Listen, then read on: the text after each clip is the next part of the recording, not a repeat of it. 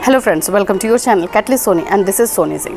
Friends, आज मैं आप लोगों को बताने वाली हूं कि अगर बीएड एग्जामिनेशन में आप आंसर लिखने में कौन कौन सी गलतियां करते हो जिस पे आपके मार्क्स डिडक्ट होते हैं। बीएड का जो कॉपी चेक होता है वो थोड़ा अलग तरीके से किया जाता है, क्योंकि आप लोग ट्रेनी हो, आप लोग को ट्रेनिंग दी जा रही है, उसलिए जो है ये कॉपी आप लोग लिख रहे हो और उसको चेक की जा रही है। तो इसमें कुछ टेक्निकल पार्ट्स को ध्यान में रखा जाता है जिसके ऊपर आपके मार्क्स डिडक्ट किए जाते हैं। आज इस वीडियो में हम लोग डिस्कस करेंगे वो कौन कौन से टेक्निकल पार्ट्स होते हैं जिस पे आपके मार्क्स जो है डिडक्ट किए जाते हैं बीएड एग्जामिनेशन में जब कॉपी चेक होती है। तो सो फ्रेंड्स, अगर आप हमारे चैनल पर नए हैं तो चैनल को सब्सक्राइब कर लीजिए, बेल आइकन को हिट कर दीजिए। बीएड फर्स्ट ईयर क्लास 4 बजे इवनिंग में कंडक्ट करवाया जाता है जिसमें हम इंपॉर्टेंट क्वेश्चन करते हैं, तो उसको बिल्कुल मिस मत कीजिएगा। चलिए बात कर लेते हैं कौन कौन से टॉपिक, कौन कौन से पॉइंट्स पे आपको ध्यान देना है जिससे कि आपके मार्क्स जो है डिडक्ट ना हो। सबसे पहला चीज़ जो आपको ध्यान देना है वो है आप लोगों का लिखने का तरीका। सबसे पहले आप लोगों को लिखने का अपना तरीका देखना होगा, क्या आप प्रॉपर वे में जिस तरह से आंसर लिखा जाता है वैसे लिख रहे हो या नहीं। देखो, क्या लिख रहे हो ये बाद की बात है, ये सब आपके नॉर्मल एग्जामिनेशन, ग्रेजुएशन के, मास्टर के एग्जामिनेशन में चेक किया जाता है। बीएड में ये नहीं किया जाता। बीएड में देखा जाता है पहले कि आपने आंसर किस तरह से लिखा है, क्या वो अप्रोप्रिएट वे में है। अब अप्रोप्रिएट वे क्या होता है, तो आपको मार्जिन छोड़ना है। इस साइड से आपको पूरा 1 स्केल का मार्जिन और इस साइड से जो हाफ स्केल मीन्स एकदम कम, छोटा सा 1 उंगली के टाइप का आपको मार्जिन छोड़ना है। फिर लिखने का तरीका जिसमें आपने पहले अर्थ बताया है, फिर उसके बाद फिलोसफर के डेफिनेशन को लिखा है, फिर कंक्लूजन लिखा है कि नहीं।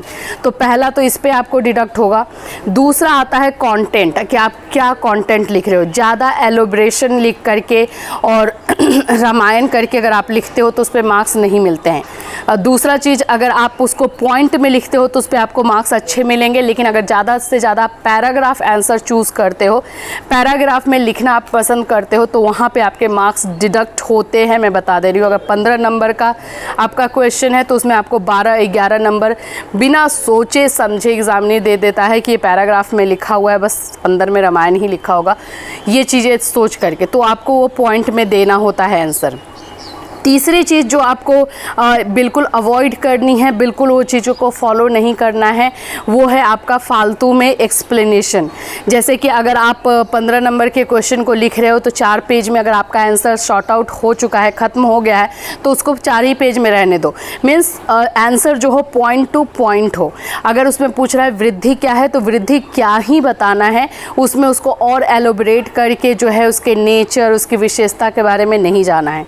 फिर उसके बाद से है आपका, अगर उसमें पूछ रहा है वृद्धि एंड विकास में अंतर, तो वृद्धि एंड विकास का थोड़ा सा डील करके उसके अंतर को पे ज़्यादा आपको फोकस करना है। तो एग्जैक्टली क्वेश्चन जो पूछा गया है उसी के ऊपर आपको आंसर देना है। इधर या उधर से भटक करके अगर आप आंसर दोगे तो फिर उसमें डिडक्शन डेफिनेटली आपका होगा ही। ये चीज़ें होती हैं बीएड में। चौथा जो चीज़ देखा जाता है, जो मैं हमेशा स्टूडेंट को बोलती हूँ, कंक्लूज़न। वो इस चीज़ को इतना इम्पॉर्टेंट नहीं समझते हैं क्योंकि बाकी सारे एग्जामिनेशन में उतना इंपॉर्टेंस इसको नहीं दिया जाता है, लेकिन बीएड में है। आपको निष्कर्ष लिखना बहुत ज़रूरी है। आप किसी भी आंसर के लास्ट में जो है निष्कर्ष ज़रूर लिखिए, क्योंकि इस पे 1 से 2 नंबर एग्जामिनी ईजिली आपका काट सकता है। तो प्लीज़ उसको आप ध्यान में रखिए। तो ये सारी चीज़ों को अगर आप फॉलो करते हो तो डेफिनेटली आप जो बोलते हैं ना कि एक्सपेक्टेशन से कम मार्क्स मिलता है, उस चीज़ों से बचोगे और अच्छे मार्क्स लाओगे जितना आप एक्सपेक्ट करते हो और जिस तरह से आप लिख रहे हो। सो फ्रेंड्स, फिर मिलूंगी। Till then, have a nice day.